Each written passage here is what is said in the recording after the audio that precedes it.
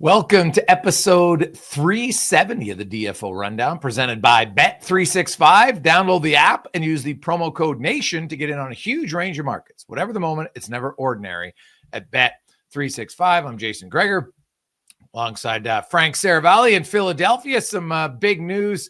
It was actually broken last night by Anthony DeMarco from Daily Faceoff. He was the first by quite a bit time, actually, with the announcement that John Tortorella, no longer the head coach of the Philadelphia Flyers. And Frank, I saw your tweet and I was chuckling because I thought the same thing, that John Tortorella was very honest. I'm not really sure I'm interested in coaching this type of situation. And obviously they had a conversation. And so, you know what? It's not very often that you can basically say, I don't really like the place my job is at. Okay, we'll fire you and you'll get paid out for another season. Pretty good if you can get it, I guess, right? What's the harm? You say it, and at worst, they don't call your bluff, and you just keep coming to the office and quiet quitting, so to speak. Although this one wasn't so quiet.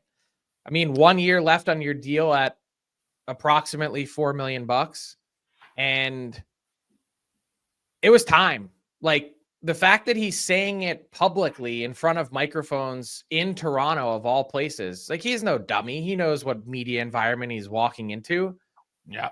He says it. Everyone broadcasts it. It goes viral. And the team has to sit back and say, wait a second, what? Like, we can't possibly have someone that's leading and the public face, the front-facing member of our organization on a daily basis, as someone that doesn't want to be here. Maybe you could get away with it if you're a player, not happy with your situation. You're contractually obligated. But you, as a coach, that's on you. And I think it's really poor form. I think it's unprofessional in a lot of ways. I mean, look, you knew what you were getting yourself into when you were hired by the Philadelphia Flyers. Yep. This team hasn't been competitive for a while, and they certainly have been on a path. I know that Danny Briere and Keith Jones inherited John Tortorella. They didn't hire him, but nonetheless, it's not like there was some abrupt change. This wasn't a Seth Jones situation in Chicago. Stan Bowman brings you in, and then all of a sudden there's a change in leadership, and Kyle Davidson says, you know what, we're going to rebuild and tear this thing down to the studs. That's not what happened here. The Flyers have been on this path for a long time, and he's in a spot where get to work, do your job. What's the excuse of not wanting to be part of it? Yeah, well, it's funny because when you think about Tortorella and, his goal, guys, give everything you've got all the time. When you have a young team, and Philly, I think when they made that trade earlier this year, that was even more of a step that we are going into, like a full-on retool. And I don't think he's wired for it, right? Like, you can coach to win. Ultimately, you want to win the games. But when you don't have the horses, you can't even, you can ask for everything you have, but it's not enough. And so for some people, they're like, I just don't want to be there. So I kind of get it, honestly. Like, I'd rather someone say it and not be there than not say it and be there and just be grumpy and bring everything down, right? Like, you need to have you have to have the right personality as a coach to coach a team that's destined to lose. Okay, so he was never the right guy, which takes us back to, if you're a loyal listener of this pod, I've been literally saying it for 3 years. Yeah. Great coach, wrong coach for this job. How much time was wasted? How many players were tanked during this time? Meaning they didn't get along with Torts. They didn't see eye to eye with Torts on how he wanted to play, and they're playing somewhere else or their career's over. I'm not saying they would have been the end all be all. I'm just saying you changed. It's a different conversation to look back now and say, hey, was this guy truly invested the whole time? I think it's a fair thing to ask, because, look, if you're saying it publicly, you must have been internalizing it, thinking it for a long time before saying it. Yeah, I think he was invested, because the Flyers kept overachieving, right? Like that was one of your biggest complaints. You're like, they're not that good. And all they're doing is getting close while getting a lower draft pick, but never actually doing anything. Yeah, but this year was different. This year they were never close. No. This year, well, they've really tanked here. But you know what, Frank? This year is supposed to be what they are. The Philadelphia Flyers, for a team that's in a rebuild, they were competitive up until what? I guess 4 Nations, maybe a little bit before that. Not really, but they weren't out of it. And now they've just dropped like a rock in a bag, and it's all of a sudden like a hitman's like, okay, now we're going to take you guys out. We're dumping you in the ocean there in the New Jersey River, and away you go. And that's what the Flyers have been here. Like, they have plummeted the fact that the Buffalo Sabres might pass them, and the Flyers might end up, even Nashville passes them, and they might end up with the third best odds. But that's a good thing. I agree it is. Yes. That's problem. How it should be. Right. And look, I think it's going to be a fascinating hire in Philadelphia because, for one, I think this team has never been less relevant in my lifetime living here. I mean, it's always been a football town, but when I was a kid and the Flyers were among the very best teams in the league and had a chance to compete and contend for a Stanley Cup every single year, it was the number 2 sport in town. It was Eagles, Flyers, Phillies, Sixers. And now it's been a distant fourth for a while. And so they're grasping for relevancy. They've got a ton of work cut out for them. We talked about the rebuild and the status of it. I mean, if we're being honest, and this is going to be a tough conversation for Flyers fans to hear, or even the organization, they're maybe the furthest away. Like, I would take both of Chicago. They're not far. They're not farther than Pittsburgh. Right? I think they are, because at least for the time being, you've got Sid. Yeah, I think for at least the time being, you've got Sid. Yeah, but Sid's there to, hey, big name, great player, great leader, but the Penguins aren't competitive. Okay, but so if we're talking but I was going to say I would take both of Chicago and San Jose well before the Flyers.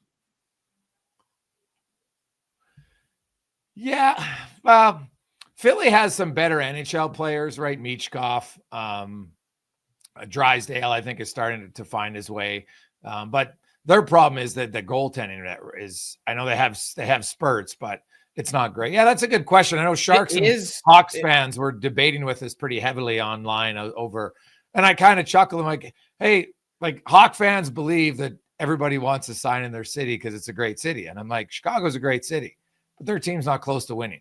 And there's not many superstar free agents anyway. Let's be honest here. Right. How many real big free agents get to the market? Not very many. Like, Mitch Marner might, and it'll be an interesting one. But Mitch Marner signs in Chicago. He's committing to a few years of not making the playoffs.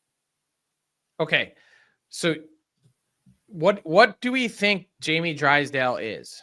I think that would be an interesting consensus to come up with. Yeah, I don't know. I think he might. Best case scenario, he's a number 2. He's probably a second pair defenseman. Okay, I agree. So I think that was perfectly put. So they don't have a goalie. They don't have a franchise goalie. They don't have a franchise defenseman. And they don't have a franchise center. Yeah. I mean, again, let's assume the best case scenario possible for Matvei Michkov. Let's say he is or becomes, and let's have a fantasy, okay? Let's say Matvei Michkov becomes Nikita Kucherov. That's a fantasy, okay? Yeah. But let's play along with that for a second. Let's say that's the case. How are you filling any of the other 3 positions that we just talked about? Yeah, like, they got some players I like. Like, I really think Jet Luchenko is going to be good. Now, I don't know how good he's going to be. It's really hard to project. I think he's got a really limited offensive ceiling. Yeah, maybe.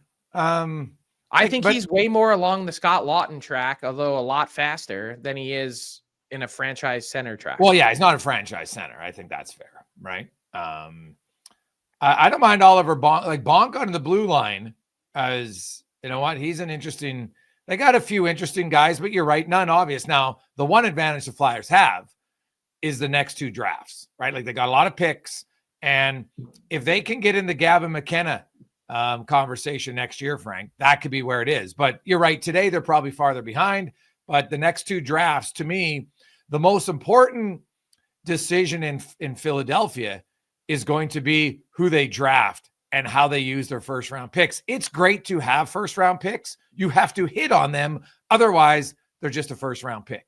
Mm-hmm. Right? It doesn't mean anything unless they hit. Well, they've got some other interesting pieces like that they've done pretty well later rounds. Like Alex Bump at Western Michigan is an NHL ready winger. Like I think he can step right in and be an impact piece. I think it's debatable, is Bump, outside of Ryan Leonard, the next most NHL ready forward in college hockey. Bump is in the conversation. Exciting. 5th round pick. Okay. You mentioned Bonk. He looks like a serviceable NHL defenseman. Denver Barkey. He's had a pretty solid career in the OHL in London. Slight step back this season in terms of production, but has been really good.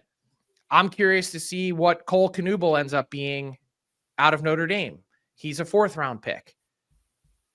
But I don't see, like, what I'm looking for is, if you're a Flyers fan, or what you should be looking for is who's the life raft? Who's the guy that we're attaching ourselves to say he's going to come in and save the day? And that's the point, is that it's not here yet. I'm not saying it won't be, just not yet. And that just, it just highlights the work that they have to do. Oh, hey, the Flyers are in I think the Flyers probably are realizing where they are in their rebuild now, right? I think John Tortorella basically said it publicly. And so you as an organization, you could pretend you're not there, but that's where they are. And I think you have to plan accordingly to that, and you have to plan your team and build your team around it. And there's a few mistakes teams can make, Frank, is they get all their young guys and they bring them all to the NHL, and because they don't have enough NHL players. You are better off to go sign some free agents for 1 year at league minimum to play in your 3rd and 4th lines, who are smart, get the puck out, and let your young guys gain their confidence in the American League. I think it's still one of the biggest mistakes that teams make, and it extends their rebuild because they bring young guys because they don't have enough good NHL players, and they don't go and get them. And they're like, well, we got to have good opportunities for our young guys. And time again, we can go through the list of guys who are like, well, geez, this guy didn't pan out.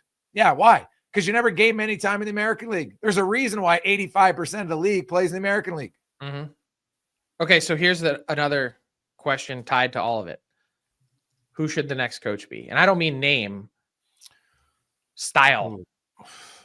Well, they need a coach who's a developmental coach, even though it's not a developmental league, Frank. Right? That's what they're asking their players to do, though, is develop. Yeah. So I think that's what you need. You need a coach who, and you were bang on about Tortorella the whole time, right? Like, he's not wired that way, and that's fine, right? He's a coach to coach a competitive team. That's what he is. And not saying not every coach is like that, but some coaches can get more out of a team and squeeze every ounce of juice from them. Whereas you might need a coach who's a little bit more of, I'm going to be demanding. I want our team to win, and we try to play the right way and all the cliches, all that stuff.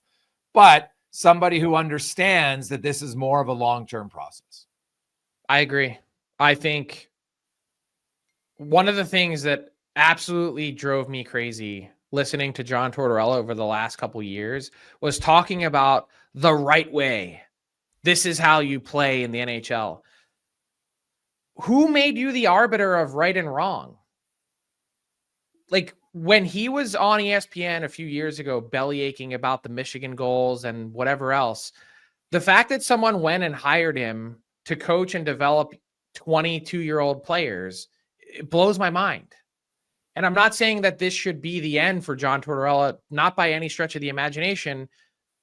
Remember the first part of my conversation. Undeniably great coach. If a team that's in the playoffs and competing for a Stanley Cup wants to bring in John Tortorella, fine. I get it. But this whole idea of like, I know what's right, and like, okay, there's more than one way to skin a cat. There just is. And there is no such thing as the only way, the right way. Many other players are figuring out how to do it a different way. And that's the key to, I think, connecting with and coaching this way younger generation. There's a 55-year age gap sometimes between John Tortorella and his players, or 50-year age gap. Not that that can't work. Not that you can't teach an old dog new tricks. Not saying that at all. But when you watch these coaches that have been recycled time after time after time, John Tortorella, Peter Laviolette in New York, who might get fired, Lindy Ruff in Buffalo. These guys have been around for, you mean to tell me there's not one guy that's coaching in the American League or in college that can bring a fresh new perspective and do it differently? I just think it's time. Like, it's time to think outside the box. Well, I look at, and I could make a strong argument, Frank, that I don't know if there's enough proper, like, how do coaches learn at the pro level? Like, how many of them are going through, like, is there a we talk about developing junior player. Where's a system to develop coaches, honestly? I'll tell you where it is. You're going to laugh when I say it. It's getting fired. That's actually when you learn, when you can take. So, like, put yourself in Jay Woodcroft's shoes, okay?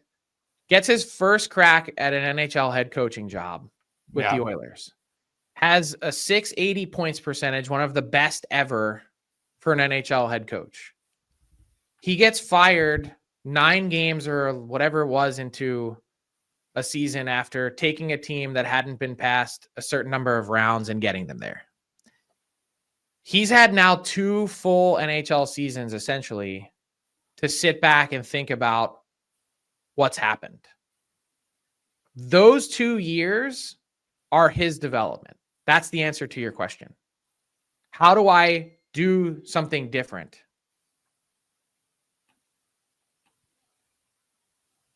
How do I do it? How do I grow? How do I learn? How do I do it differently than the way I previously did? Yeah, and that's fair, but that doesn't solve the problem of, I think I really think, the NHL, if we, there's times where they're stuck in their ways, and somebody out there needs to start, like, I know that they have, coaching seminars and stuff, but I'm not sold that they're really taught, because as much of coaching nowadays, Frank, is about, understanding and mentoring players, the person, not so much just the X and O's. Like, you talk to so many players, there's only so many systems you can play, right? Everybody's right side above the puck. We know all that simple stuff. Hey, we're going to try this type of breakout, that type of breakout, whatever. We're going to have a 1-2-2, 2-1-2, different neutral zone. Okay, fine. The coaching is more about understanding the humans. And I don't know if you have a lot of people that get properly exposed. Some guys will do it on their own, and those are the ones who have success. No question. But I think you can make a strong argument that that's really not in place at hockey, really at any level. I think that's fair. But okay, so let's take this conversation to the next level. I think either the Blackhawks, with their impending vacancy with Anders Sorensen as interim, or the Flyers would be incredibly wise, given the state of their build, to go after David Carl in Denver. And the reason I say that is because think about his position. First off, he's a younger guy. He's 37, I think. He's won 2 national championships, has had a ton of success. He's coached the World Junior team, been in big moments, 2 back-to-back gold medals. But he's had way more of a developing and GM perspective to his coaching job for a few reasons. One, it's inherent in the college level, because you get a guy as a freshman, and if you're keeping him, you're coaching him for 4 years and trying to build his game. Yeah. And 2, he's also been involved in the recruitment factor of watching guys in junior hockey, watching guys in youth hockey, and then helping to project out what they ultimately can be and putting them in the best position to succeed. He also, if you go back and listen to my podcast I did with him coming out of World Junior, His last answer to the pod to me was the best one that I've heard anyone give yet. He's not jumping from Denver just for the paycheck or to do it and coach in the NHL, because he's going to have that opportunity a ton of times. He wants the right environment where he can be in lockstep with the GM and quite literally build it together. Player acquisition, player drafting, doing all of it side by side. And the only way that works is if you make a full and complete commitment. What does that mean? It means you're going to do it like the Carolina Hurricanes do it, which is so unlike any other team in hockey, which they evaluate players not based on, is this player good? It's, will he fit with Rod Brindamore's style? And that's a completely different way of acquiring players. No one does it that way because when you draft a player or acquire a player, there's a good chance that at some point while having that player, you're going to have a different coach. You need to have a different thought process for how you're building this. And you need to say, we are sticking with David Carl for 5 years. Come hell or high water, we're not moving on. Yeah. Easier said than done in today's world. It seems they get so quick trigger finger to want to get rid of a coach. Or something goes wrong. Oh, we didn't have the year we wanted. Boom, you're out. Now, going to your part about David Carl and NCAA, Frank, I'm fascinated now with the portal, and now you throw in the nil money and everything else, and you're seeing players move around all over the place. I wonder if it's way harder to recruit, because you used to be able to recruit a young player and he would look at the depth chart and be like, okay, I'm a center. It's my first year here. I see that we have 2 seniors and they're moving on and they're centermen. So I'm going to get opportunity in the future. That's kind of out the window now. And I'm curious to see if some programs are going to stick with, we want to keep the guys we have, but even if you want to keep them, some of them, you know what? Oh, I didn't get as much ice time as I want. I'm not getting the nil money I want. Now I'm going to move around. Like, I'm really fascinated to see how that's going to play out in the future. And that kind of ties in, Frank, a little bit too, and it's not going to happen at this year's draft, but in the new CBA, I was told, talking to 2 different managers, that the CBA is going to have to change, because the rules for drafting, you draft a player now out of major junior, you have to sign him within 2 years. But what if he plays, he gets drafted, and then he plays the next year in NCAA, or plays one more year in the dub, and then he goes, or OHL, and then he goes to college hockey. Well, now what happens? Can't sign him in college hockey, right? Then he has to leave. Right. So there's going to be some changes there. And this is going to it's going to be fascinating to see how much this changes hockey as a whole. I agree. And do you agree with my premise, though, about one of those 2 teams saying, you know what, we're going to change how we think about coaches? Oh, 100%. This guy's not getting fired no matter what. And I, as the GM, am totally buying into this guy who I believe is an unquestionably good coach. And I believe we're going to have growing pains together. He's going to have hiccups in learning how to coach at the NHL level. I'm going to have hiccups in evaluating players. We're all going to go through this together and build it in lockstep. Yeah. And you have to make sure, though, in the interview process, Frank, that you're hiring the guy that you know is going to be the person that he's coming across as in the hiring process.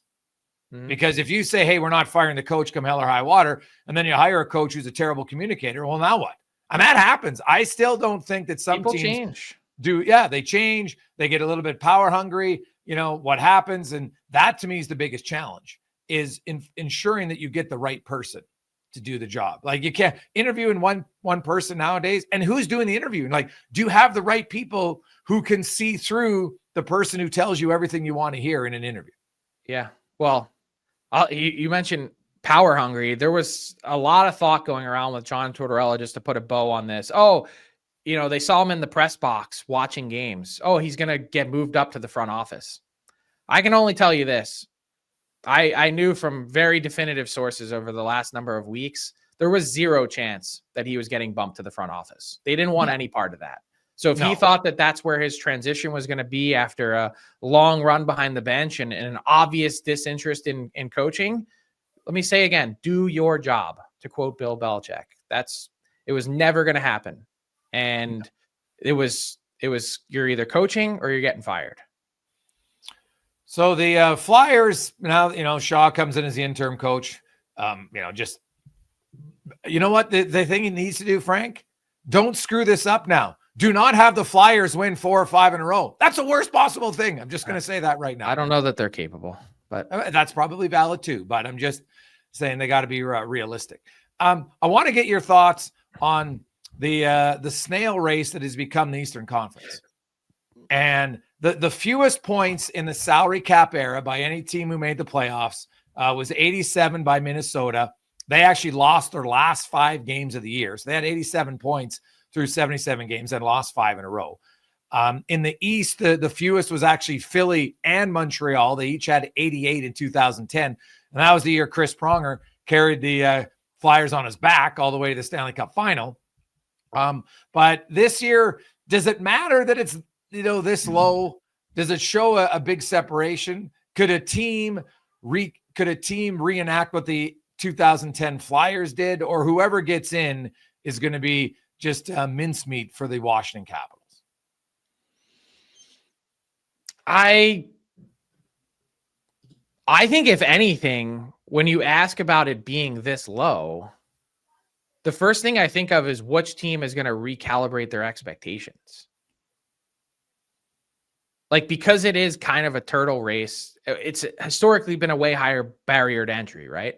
94 to 95 points. Because it's down a bit, does a team that's further down, like look at the Flames, for instance, they're knocking on the door of it this year. I don't think they even in their wildest expectations thought that they'd be a playoff team.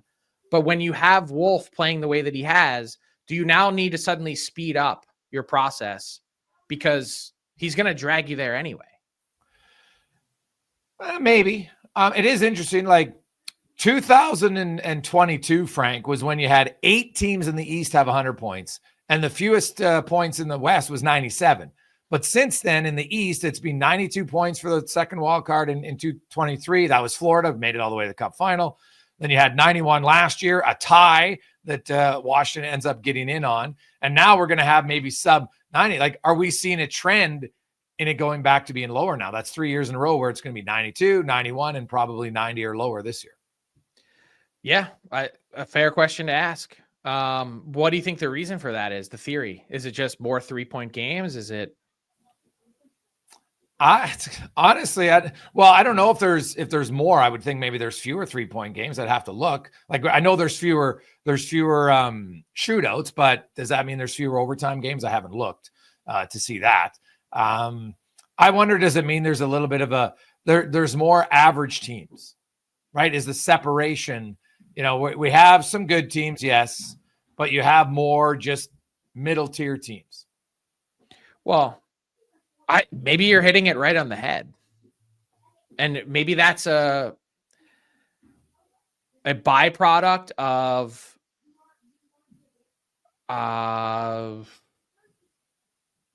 I'm trying to think of the best way to say this. A byproduct of the flat cap environment that kind of spread things out pretty evenly. Like, I think what we're about to see with this cap being raised significantly is a redistribution of the haves and have-nots. Like, yeah, I don't think every team in the league is going to be spending to the cap anymore. And I think what you're going to see is a huge change in, we're going to make decisions financially based on our inability to spend at that level. And that should kind of redistribute the standings a little bit, if that makes any sense. The other part of that is, I think that's just the nature of the way the league actually wants it to be. Yes. Well, not calling penalties plays a factor in that too. Well, but I would say if you were to put a gun to my head today and said, name for me the truly great teams in the NHL this season, I'm only giving you 2. Who? Florida and Dallas. Really?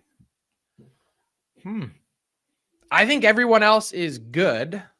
And not to say that like either one of those teams don't have flaws. Like, there's no one that's perfect.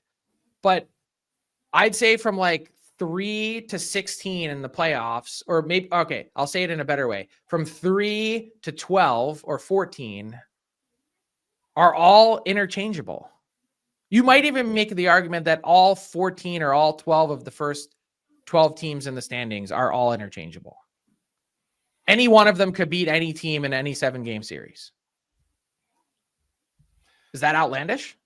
Not really, because see, it's funny. Like I've seen Dallas up close there a few times, and last night they barely beat a McDavid-less, Draisaitl-less Oiler team who gifted them goals in the second period. Like we could all pick like 2-game or 2-week sample sizes. I mean, like over the long haul, and like who has the best chance. Well, a lot of it comes, and I spoke to Jim Nill. To me, it's their team is so different with Heiskanen. He is so good, and if they're hoping, but like Tyler Seguin's going to be ready for sure. They're not 100% on him. And Frank, they got a Colorado team now who really loaded up with Nelson and Coyle. You look at them down the middle, and I guess there's a slim chance here we might even see Landeskog potentially as like a 4th-line center, for goodness sakes. Like they've really upped their level of play too. Like that's a first-round heavyweight tilt between Dallas. And if Heiskanen's not healthy to start that series, let's say he misses the first 3 games, that might cost him the series. So yeah, I think it's probably more there's lots of really good teams because Florida's now, if they're 100% healthy, they're pretty good, but is Tkachuk going to be ready? I have no idea. Well, I'm assuming everyone's at full health. I'm assuming Tkachuk's playing, Marchand's playing, and you're talking about the 2-time defending Eastern Conference champions and defending Stanley Cup champion. Yeah. I mean, that's as good of a bet as you could probably make in terms of being a, quote, great team to truly transcend the rest of the pack, right? Fair. I just think Dallas has the depth up front that is probably unmatched from 1 through 9 in their forward group. And they've got 3 really good defensemen. The problem for them is they all play on the left side. And they've got a great goalie in Jake Ottinger. So Thomas Hardy's really good. Whew. That's what I'm saying. They all play on the left side, though. That's, it's you look at what's to me is unique about this year's playoffs, Frank, is there's so many players who aren't playing right now. And how many of them are going to play when the playoffs begin? Right? And then how effective are they going to be? Because some will play, but how much will they have in the tank? Are they going to be 50%, 80%? We don't know. But there's a lot of players who could be coming back for the playoffs. And that's going to change it for a lot of teams. Like, what if Edmonton has Kane and Frederick, McDavid and Draisaitl? That's 4 forwards from the last few games that are suddenly in their lineup. Makes their team a lot better, right? You look at mentioned Landeskog. If he's a 4th-line center, even if he's only 60% of what he used to be, that's a really good 4th-line center. So, you know what? Heiskanen, you mentioned Florida's guys. Like it's the unpredictability of this year's playoffs is really going to depend on the health of some teams more than ever that I can think of. I agree. Man, I hate agree. That's like the 4th time I've said it this episode. Oh, you're getting smarter. That. Yeah. So it's fantastic. Let's welcome to the pod, Tyler Yaremchuk. Ty, how you doing? I'm doing good, boys. Ready to go with a new edition of Fill in the Blank. Got a couple questions for you guys. Hey, just wait a sec, Ty. Did you just get a haircut? I did last night. My favorite part of it was when my hairdresser kept going, "Whoa, I found another gray hair. Oh, look, another gray hair." And I was like, please don't do this. This is an unnecessary exercise. Yeah. Well, what's wrong with gray hair? Frank. Nothing wrong. Nothing wrong with it. Just don't need them pointed out. I mean, people think Frank actually just dyes his hair like that. That's what's good about it, eh, Frankie? Well, I mean, at least got a 2-tone, right? Yeah, it's like silver fox with a little underlined black in there. So it's becoming very quickly all white, which is problematic. Man, we might have to call you Gandalf the Grey soon. It is really bad. Frank, can you imagine DFO Live if I went gray too and it was the two of us looking like that, huh? Can you imagine if like one day I just showed up for a pod and just completely dyed hair? Buddy, I was just going to say, like, I've noticed hair for men is quite popular on a few of the gents on the TV broadcast. So maybe you should try it. Oh my God. It's embarrassing. Like you see some of these guys and you go, oh, like it is quite obviously dyed hair. And then like, they'll be the first person to poke fun at you. And you're like, who's kidding who here, pal? Like we like you should buy stock in the amount of hair dye that you wear. But like if you dye your hair, I have no problem with it. Just don't chirp guys who do it. Right. It's a great story. I have a friend of mine who was a scout. One day he goes to pick up his NHL GM at the airport. And after having completely gray hair, white hair for like 5 years, just gets in the car with brown hair. Love it. Doesn't even say a word. She's like, do you want to talk about this? He's like, nope, keep driving. And that was it. He just showed up one day. It's just like, yeah, I have brown hair now. What? Yeah. Well, you know, I've been on TV for how long now? If I just showed up with like how outrageous would that be? Buddy, you know what though? Only the people that knew you. And then after a month, people would be like, oh, hey, there you go. But I am what I am. Like, I just like, who cares? I can't control it. What am I supposed to do? Worry about it? And now this is very good. Pat just put in our chat. He goes, maybe this should be the next bet idea. Oh, no. Dye your hair. That's unbelievable. Yeah, I could go for that. Yeah, that would be it's amazing. not as good as. Did you see the? So I did. By the way, we never talked about this. I did win the Penguins bet that they wouldn't move out anyone $5 million or more. You did. But have you been following Johnny Lazarus, Greg's? No. He said if the Islanders make the playoffs, that he will get a tramp stamp, like a legit tattoo on his back. Well, now I have a reason to have a team to cheer for, because honestly, I didn't know that. Oh, buddy, suddenly I might have to go buy an Islanders hat just to believe in karma. That would be amazing. It is an unreal bet, and every show that he starts, it's something about the Islanders. Like never rooted against the team harder. What the tramp stamp is, because the location's one thing. But what is it? Is it like an Islanders tramp stamp? He just needs to get the outline of Long Island. I'm just making it up, but that would be tremendous. Oh no, get the fisherman logo. Oh, crazy. Just have like a little pole. The old fish sticks logo right there on the back.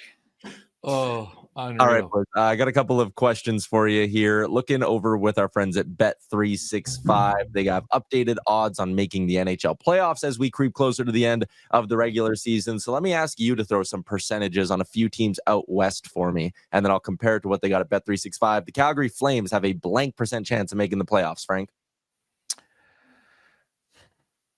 I'm going to say 40. Okay. 40, Greg's.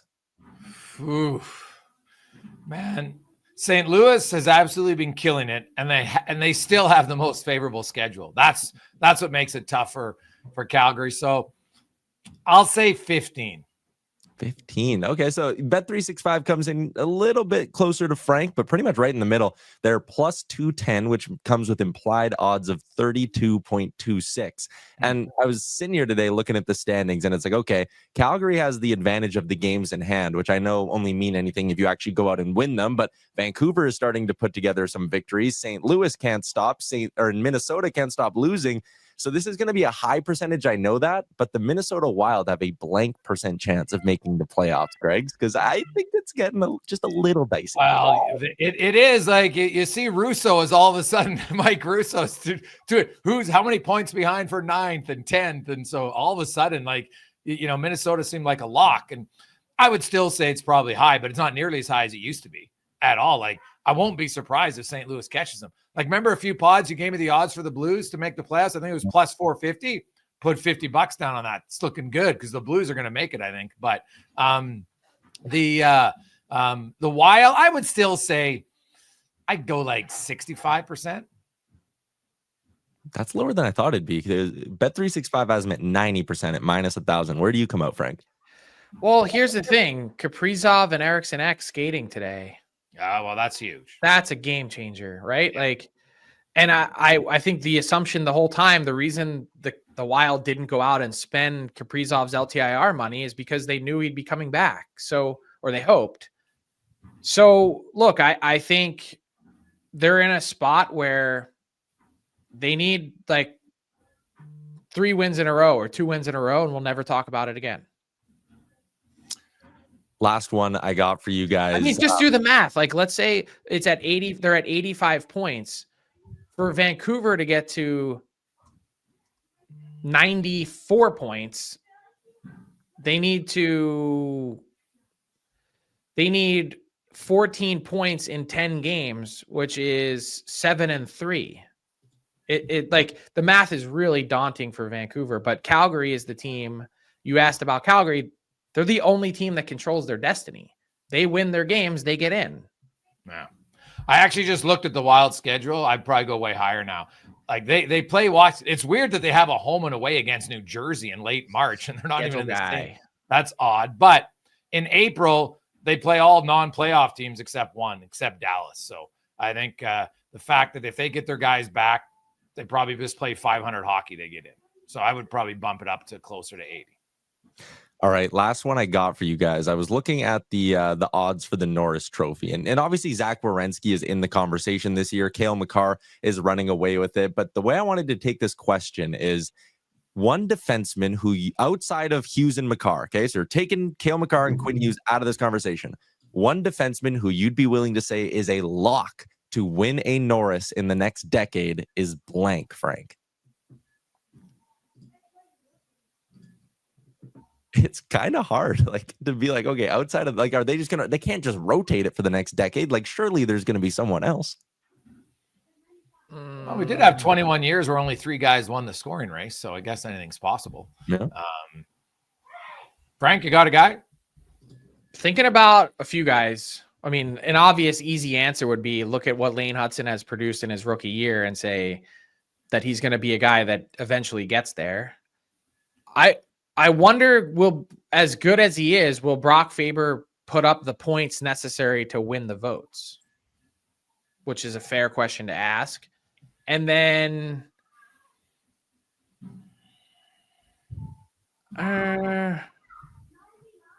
that's probably it for now. Faber's decent. Well, Zach Werenski might be my pick because he's got a chance to include this current season, do you? Yeah. Like, that's the cheesiest win ever. Hey, doesn't matter. But I look at other guys, and a guy who I think is a lock. Lock's really hard. So Werenski would be my number one choice. But after that, I still think he's going to have a chance to have a great year because at some point the organization is going to figure it out. So I'd go Rasmus Dahlin. Oh, actually, I don't hate that answer at all. I wasn't really thinking of Dahlin just because I was just laughing at the first part of it, which was at some point this organization is going to figure it out. Sorry.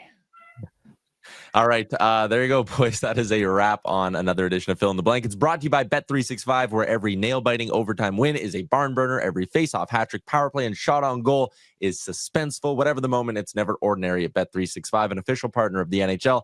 Download the Bet365 app and use the code NATION to get in on the game. I'm going to show up for next episode with just Tyler's hair color. You should, buddy. Let's try it out. It's so unbelievably outrageous. Oh, it'd be fantastic. Now, hey, I can tell you, like, I lost a hair bet last year. I had to grow up my hair for 4 months, and it was the worst. Like, you want to? I remember. We had to see that thing. You looked like a fryer. It's terrible. Oh yeah, like a thin fryer tuck. That's exactly what it was, man. It's wasn't ideal. If I told you the list of media guys that I suspect to have their hair dyed, or confirmed, it's an outrageously long list. And which is fine. Like, I don't have a problem with guys people doing you would never expect. Oh no, buddy. You can tell. To me, it's pretty obvious. I can tell. Usually now I can tell. The other one though that I've noticed that's creeping in a little bit. I just threw one in the chat. Tell me if I'm nuts. Don't say it out loud. I know that one for certain, and it cracks me up every time. Yeah. Well, that one is funny actually, because you wouldn't. You're right. You probably don't think so. You would never ever know, but I know that one is for sure. Yeah. The other thing is your mind. There's the other thing that's creeping in, Frankie, is a little bit more Botox. I find, and that's happening really in everyday life. I've always been curious about that because you can tell because their face doesn't move. That's the giveaway. So look, I may be a fat piece of shit, but I am what I am, and I'm working on that part of it. I'm trying to lose weight. Hey, you can always, dude. I could get you to lose weight if we commit to it 100%. I can get you to lose weight.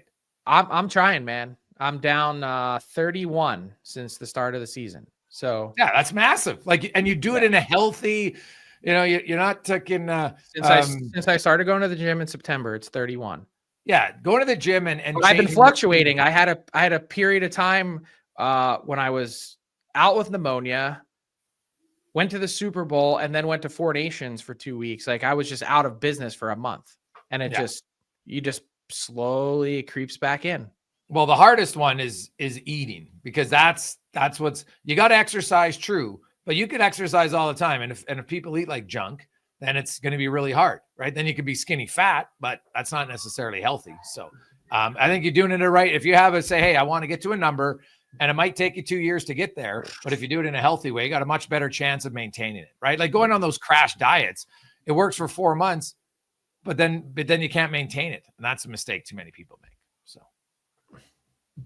So it is, we can, I know we talk sports in the pod all the time, but I will say one of the biggest issues that we have in our society is what we consume as a human race. Oh my God. And that needs to change.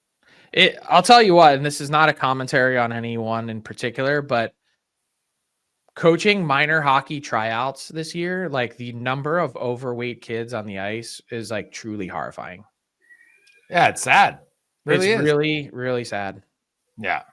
And that's in an athletic sport. I think it's, yeah, we're afraid to talk about it. It's not fat shaming anyone. It's about being healthy. And, the human body at a young age isn't meant to have that. It's not meant to be that way. It never was. You have a 10-year-old kid whose belly is hanging out of his hockey pants. Like that's not the way it was supposed to be. No, not at all. And when there's 10 of them on the ice at one time, that's when you really start to get alarmed.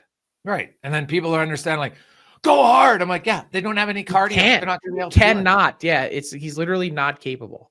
Yeah. He's physically not capable it is a topic that sometimes maybe we shy away from in sports, but when you see it in the sporting world, I think it's valid to discuss and say, hey, we should have conversations about how I think, associate, and it's hard, right? I get people are super busy and I understand all that. And, we can go down to the whole, it would be nice that people could go shopping and not have to spend a half an hour reading the ingredients in every box in the store because it's full of junk that it shouldn't be.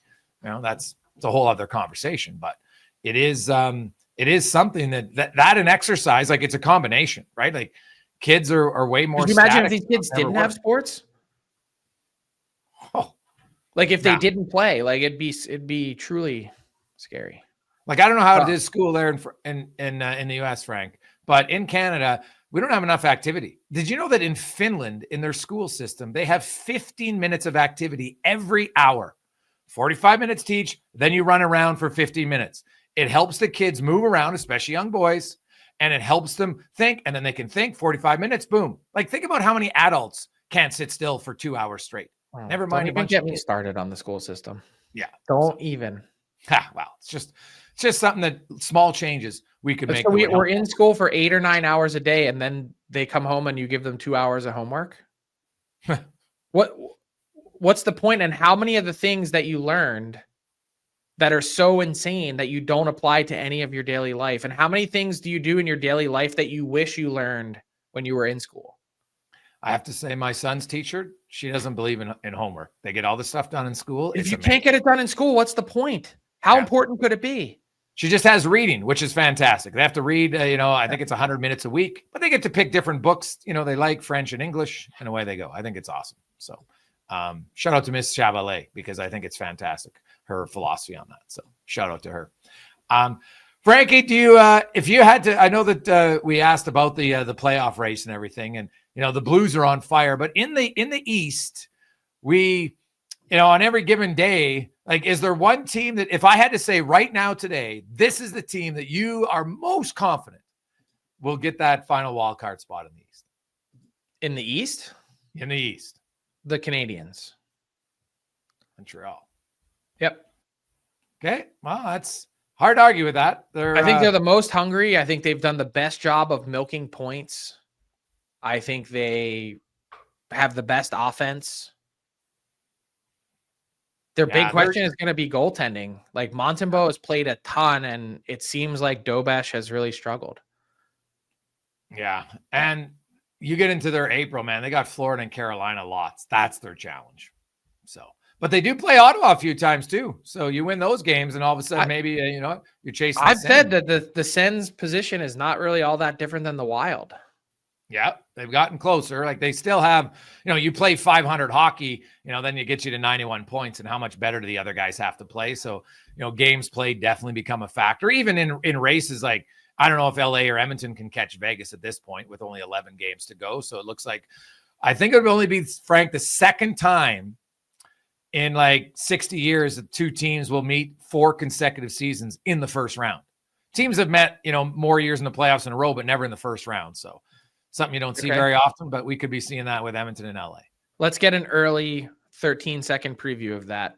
if these two teams meet for the 4th consecutive year, is this the LA Kings' best chance to beat the Oilers? Man, funny enough, the 22 team might have been their best chance. That was getting to Game 7. Yeah. That's just when the Oilers goofed off and took their foot off the gas for 2 games, and that's yeah. I look at now the Kings probably will have home ice. I know everybody may, hey, the Kings are great at home, but they got the worst road record. So I don't even know if being a great home team, if you have the worst road record of the playoff teams, does that really matter? I guess if you think you're going to win all your home games, but what if you lose one of the first 2 and you're not a good road team? That's what happens. So to me, it comes down to health. If Edmonton's healthy, I just don't think LA matches up well against them. I think playoffs a lot of times are about matchups, Frank, and some teams just match up better against other teams. I get it. Yeah. And so, yeah, McDavid and Draisaitl, but you have Kane and Frederick. I don't think LA can beat him. But you have Stuart Skinner now, and the question marks with his health, and his play wasn't that great to begin with. And. This Oilers team has been they've been disjointed for a while. Like, it's just facts. Yeah, no, that's very true. Yeah. And if you look at history lately, Frank, I was looking at road teams who win in the first round the last 3 years in round 1. They've only won 5 of 24 series. Like, it's hard to win lately when you're the road team in round 1. So, and it looks like Edmonton is going to be the road team. So, yeah, it's probably LA's best chance. Be fascinating. Have a good weekend. I look forward to the, maybe it'll be chocolate brown. Who knows? Maybe it'll be like moose brown. I could, even for a Halloween costume. I don't know. Just get a wig. Surprise everybody. Just get a wig for Monday. It'd be class. Hey guys, I dyed my hair. What are you guys talking about? Right? Yeah. That'd be awesome. Mm-hmm. That's the rundown brought to you by Bet365. Have a great weekend. What's up, hockey fans? If you enjoyed that video, then you need to be hitting the subscribe button right here at Daily Faceoff. Exclusive interviews and analysis from our hockey insider Frank Seravalli, fantasy updates from Brock Sagan, and a daily live show at noon Eastern, Monday through Friday. You don't want to miss any of the fantastic content, so hit that subscribe button.